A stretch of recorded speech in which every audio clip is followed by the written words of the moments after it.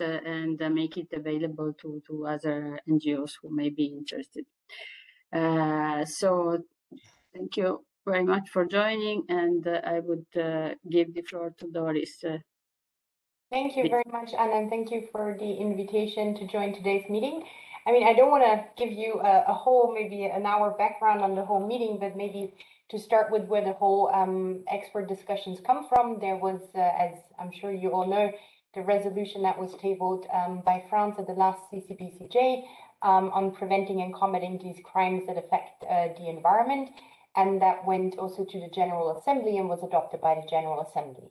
So in one of those operative paragraphs, the Commission, so the CCPCJ, the Commission on Crime Prevention and Criminal Justice, was basically tasked to organize expert discussions on the topic. And this is what's basically going to happen next week. So from the title, you can see it's a little bit different than what we usually have, but it's in terms of structure and organization, very similar to the thematic discussions that you, I'm sure, know on the one hand, of course, in the Kyoto follow-up. On the other hand, also some of you have been following on the Commission on Narcotic Drugs. We've already been doing that for the last 6 to 7 years. In the resolution, and if you haven't seen the resolution, I'm happy to share the link to the final version. There are a very large number of stakeholders that are also specifically mentioned in the resolution that, you know, UNODC and should also be working within this. And I'm very pleased to report we will have each and every one of those stakeholders will be presented over the course of the 3 days of the expert discussions. So we will have them from 14 to 16 February, 10:30 to 1:30, and 3 to 6 p.m. We will have, thanks to the extra budgetary contributions by France, we will have them in the 6 official UN languages. So to the panelists and experts that are joining here today, you can speak in any of the 6 languages. If you're joining in person, it's of course always a little bit easier with the Interprefy having, of course, also its issues at points. But we will be using Interprefy, and we will be using the conference platform that we have been using for Kyoto as well. So you should have, if you've all been registered, so we started the onboarding today. So some of you or all of you might have already received an email from the event platform email address with your password and the information that your email address has all been registered, so you can already basically join the platform. On the platform, you will also see a couple of side events that there will be organized. There is no official side events program, so it was a bit in the limbo because, of course, we don't want to limit this, but there is no official process like, you know, for the CCPCJ, so we kind of didn't really advertise it, but we have a couple of colleagues also from the NGO side, also through Anna, and I think also Gaspar, and I've been in contact with him already today. So we'll have a couple of side events that you can then, you know, to the degree possible, access through the event platform. In terms of in-person participation, we have in the organization arrangements that have been approved by member states the information that it should be 1 person per delegation, which is, of course, it's also of course not very specific when it comes, but we did want to keep it open to say not 1 person per member state, but 1 person per delegation. So if there are interested other stakeholders, including civil society, that wish to join in person, that this is possible. I do not assume that we will reach the maximum level in the room. It would, of course, always be good to know, you know, in advance how many people would be coming, and it should only be 1 person per delegation in the room. So, I mean, if the room is too full, we will need to send out people. I do not expect it because a lot of people in the current situation still prefer to join online. So that's on this in-person participation. I mean, in terms of structure, maybe a few words. As I said, it will be very similar to what we have for the Kyoto follow-up, where most of you were joining. We had a very large interest from, and we're very, very happy about that actually, from a lot of other UN entities, international, regional organizations, but also member states experts that have approached us and sent us experts to speak. So we will need to be a lot more strict when it comes to the time limit. So we'll have a meeting with Ambassador Hikihara, the chair of the Commission on Crime Prevention, Criminal Justice, to make sure that, need be, we would need to really keep it to the time limits of 5 minutes for panelists and then the 3 minutes for the max for the statements from the floor, in order to really give everyone the chance to actually have room also for questions if there are questions from the floor.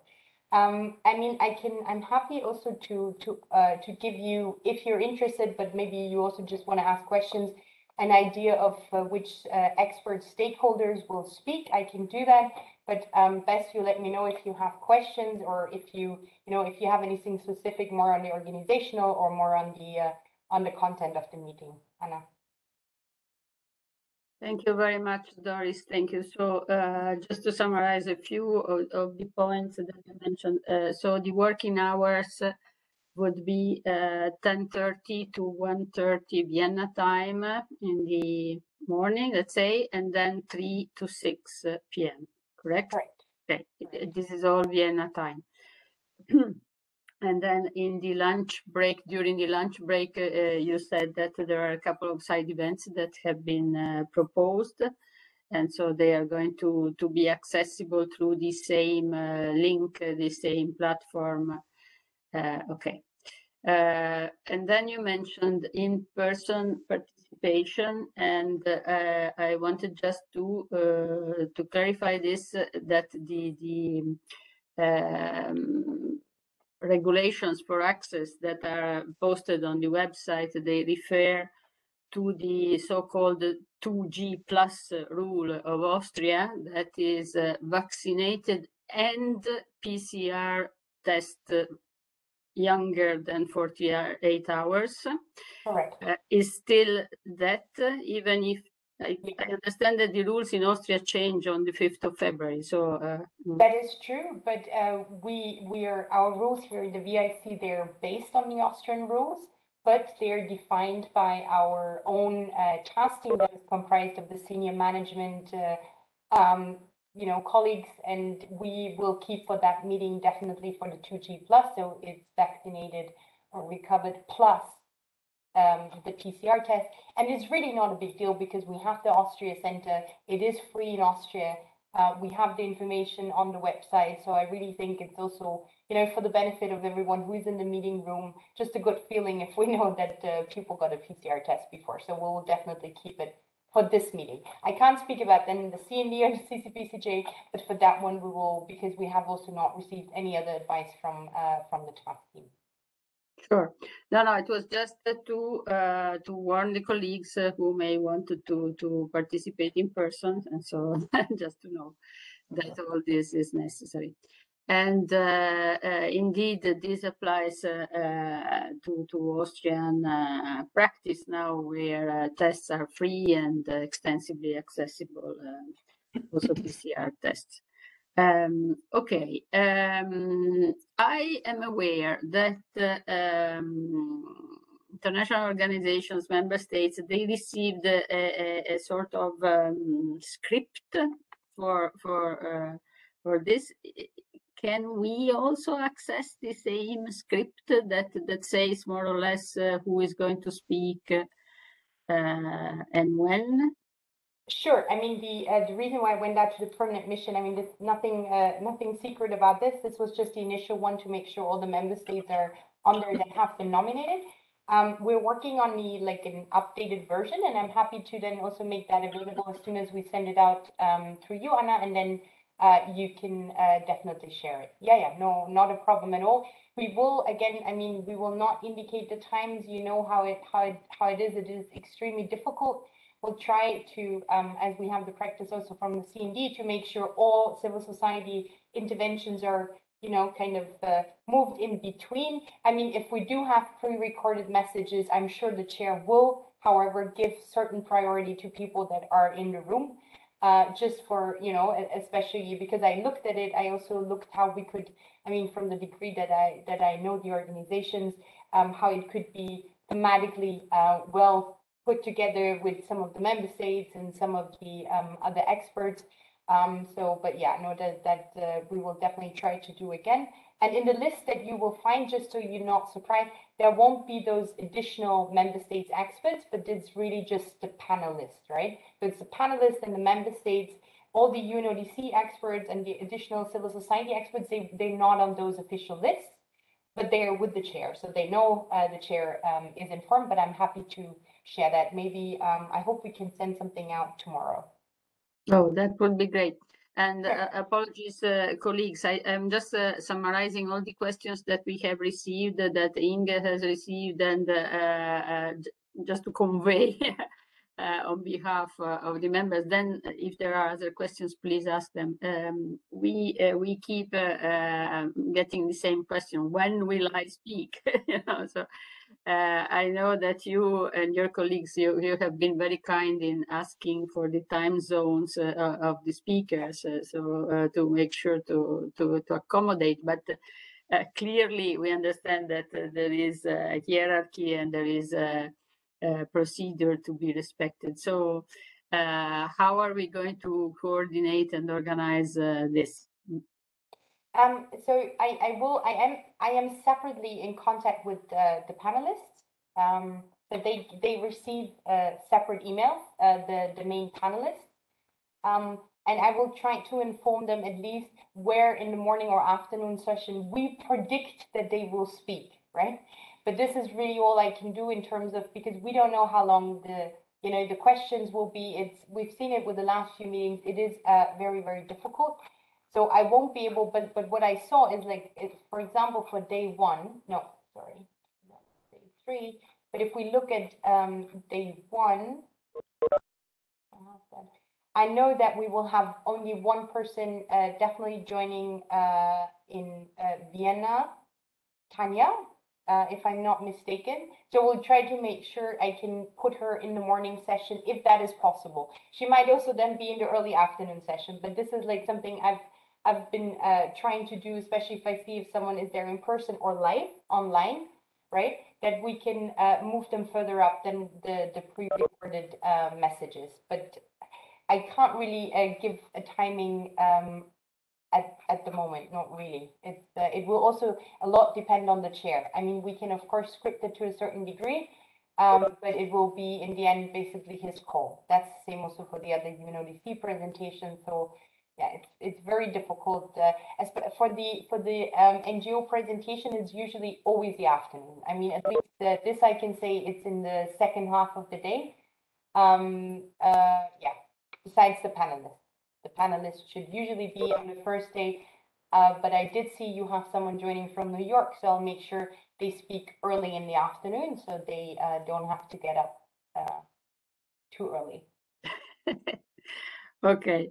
No, thank you. Thank you very much. This is very helpful. Anyway, we will help and we will coordinate. So it would be very good if we perhaps separately we can establish just a procedure, because not to duplicate communications, and so that we don't. No, sure. The only one I'm communicating separately is the panelists, because we always do that. So I'm in These are the contact. panelists, the 3 panelists, yes, and Yeah. the other speakers we will see, because we will, yes, okay. We'll communicate through you. So with the others, Okay. through We you. have to try to make sure that everybody has the correct information. Okay, so is there anyone else who has questions for Doris? Yes, so one quick question. I'm over in the U.S. and have submitted a video tape. So the question is, depending on the timing, obviously the morning session is frightfully early here, but I would expect most of the civil society interventions to occur in the afternoon. Question is, if will the intervention be shown whether or not I am there? Because once before it seemed like if I didn't chime in to say, okay, I'm here, please start the videotape, it might not have been shown. So I guess that's my concern. Oh, no, not at all. I mean, you're on the list. Your name is on the list. You're one of the speakers. So if we have the video, and we have received the video, then your video will be shown if you're present or not. I mean, that's also the idea of a pre-recorded message. If someone cannot join, that it will be shown. So I'd be very surprised if that would have been the case before, but we will definitely show it. The only thing I have to say again is on pre-recorded videos, and I'm sure you know, we have very strict regulations from the interpreters. If they consider a video and they look at the video and they say they cannot interpret, then it will be shown in the original language that we receive it. This is really something that is out of our hands. It is also very important that we receive a proper script. It has to be a one-on-one script, and this we will give to the interpreters. But I can assure you that if your name is on that list and we have the video, it will definitely be shown under that respective section. Thank you very much, Doris. Sure, no problem. Lovely dog you have. I just saw him peeking up. Gorgeous. Thank you. Yes, I have responsibilities. Very good. Thank you. Any other questions?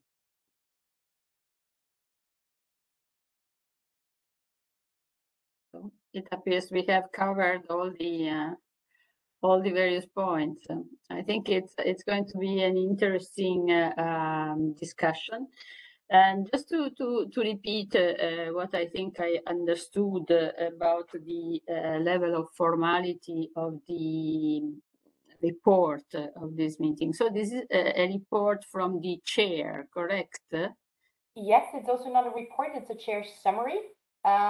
It's a non-negotiable chair summary that will, for very special, be made available in the 6 languages. So what we usually don't have, it is a CRP, but it will still be made available in the 6 languages, and it will be brought to the attention of the upcoming CCPCJ. So we have to be very efficient and hope that we get it all done in time for the CCPCJ.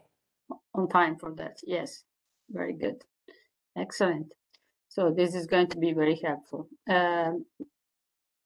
Okay, so if there are no other questions, I think that we have covered this, and we only have to wait for Monday for the Valentine Day. I know, yeah. Of this meeting. Okay, so thank you very much, Doris. Thank you for joining us. Thank you for your patience, and sorry you had to wait a long time. Not a problem. Looking forward to seeing everyone.